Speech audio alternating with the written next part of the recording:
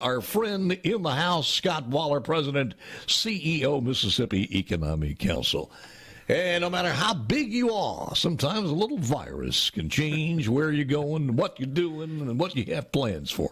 Good morning, Scott. How are you, sir? I am doing well, and Happy New Year, Paul. Glad you're Happy doing well. Happy New Year to you. Did you, today is the day that you're supposed to, we didn't mention this, but one of the days today is throw out your fruitcake day today. If you still have fruitcake, throw it out. And my thoughts were, it was on the live read sheet or the show prep thing. It's throw out your fruitcake day today. So I think it would be a sinful waste, to be honest with you. But do you realize, and I have the story here somewhere, back in the days of hundreds of years ago, They started this, to throw it out on a certain day because it was sinful, because it was too fattening. And I thought back in those Victorian days, plump was in. And they even knew back then that fruitcake was bad for you. So how bad is that?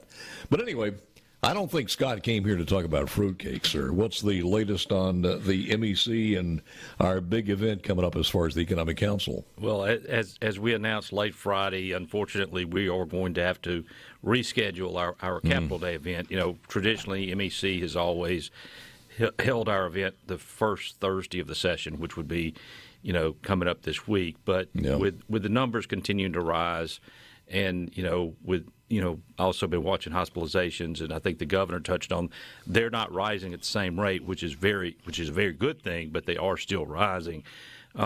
We just felt like it was in everyone's best interest to regroup and find a new date, and we're in the process of working on that. In fact, probably will occupy most of my time today to get it reorganized and rescheduled and get it set. We think that this is really something that we want to be very aware of the situation that's happening. Last year we had to do it virtual. We did not want to do that again, and again talking with health officials and others, and I think you mentioned on one of your segments earlier that the date that's projected that this thing will start to turn back down is somewhere here in just a week or so, a couple of weeks. So we think that before long we'll be able to get this rescheduled and back on the books. Well, the bad news is it's more contagious, and so it is hitting just about everybody. And I cannot envision how, when you take a look at all of those bowl games, that boy, you hate to say this because you're going to get hit one way or the other. But if we had done this on the original one by still protecting those people in those risk categories, go on and get the COVID-19 out of the way. But again, we know about the Delta, and this one is very, very contagious, but the symptoms are very, very mild. I also understand, by the way, he was talking about what Scott was talking about is a story I read when the governor was on.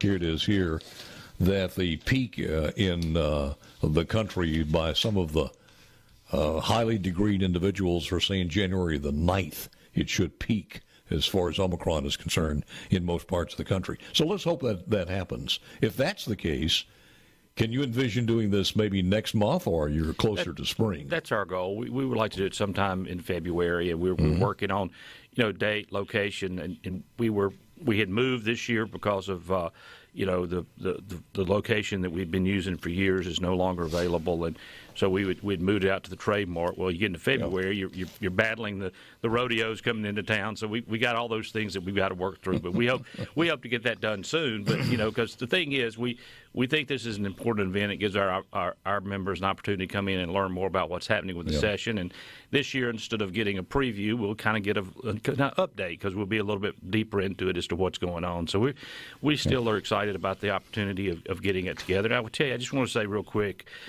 Paul, you've been involved with doing remotes at many of these events that we've done through the years. MEC staff is tremendous in putting these together, and they were tremendous working on Friday, which was supposed to be a day off for everybody, in helping get this decision made and kind of where we were with what we needed to do next. So, again, I just want to thank the staff of MEC. Yeah. We have a tremendous group of people there. Oh, you sure, and they've proved themselves sometimes in the worst of times when the weather wasn't perfect. We've had some doozies out there from some of the Capital Days, but they always come through with flying colors one way or the other, troopers. you heard the governor, and the governor was open about a lot of his thoughts, and it seemed as far as personal income tax, the governor is all in on that one and wants to make it happen.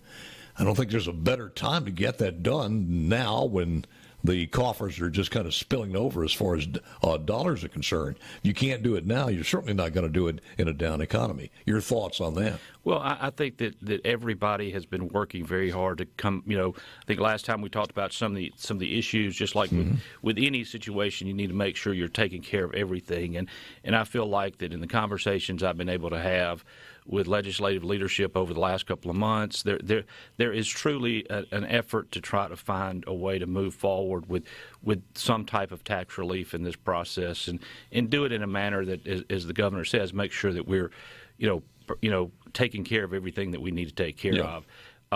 And ideally, from a competitiveness standpoint, we just want to make sure that we've looked at it very carefully and try to do it. I think, ultimately, anything we can do from a tax relief standpoint that's going to make us more competitive, then that's really where we want to see us go. Scott, you and I, we talk about this. We spend a lot of time on the air talking about workforce development. And our family out there all across the state, sometimes they look at, how hard is that to get it done? But boy, when you start looking on the inside and all of the machinery and the minutia that goes on, it's in people have formed their own little fiefdoms in going after grants and everything else. It's not that easy. I think we're closer to that than we've been before. But, I mean, you go to any state and any like organization, which you guys have, and most of the people who are businesses out there are saying, look, we understand roads and infrastructure and everything else, but workforce development is probably more critical now than it's ever been in our lifetime. Well, without question, because if you look at what businesses tend to, number one is workforce development. Secondly is access to good highways. So those two issues have been at the forefront of what we've worked on for years. And honestly, I was thinking about this earlier. I know you had Brad White on, the executive director of MDOT, first thing this morning, and I was listening to what he was saying about the finding the additional dollars to take advantage of what's coming down through the infrastructure bill. The governor talked extensively about the importance of the creation of Accelerate Mississippi, something that we at MEC have been pushing for over 5 years, to say, look, let's get coordinated in this effort. All of those different agencies that he mentioned, the key for us to be successful is to be able to work in unison through Accelerate, make it happen, and really focus on a workforce development process that's going to be effective. But more importantly, how do we get it to the level that when we're talking about the type of training that we're doing, particularly at K-12, does the curriculum and that training match the needs of the work world? And I think that's one of our top priorities right now as we go forward is let's evaluate what we have, how effective it is, and make sure the programs that are working well are expanded in a way that are effective. Those that aren't being effective, let's find a different way to approach that. And I think we do those two things, what a difference that's going to make. Yeah. And the governor's commitment and others to put more dollars into workforce development training is so important in making that happen. But really, it all hinges on the coordination of all those groups coming together with a single focus. So through the creation of the Office of Workforce Development, which is now being branded as Accelerate Mississippi, what's happening with the SWIB board, those are the things that we really feel like are putting us in a position to make a big, big difference.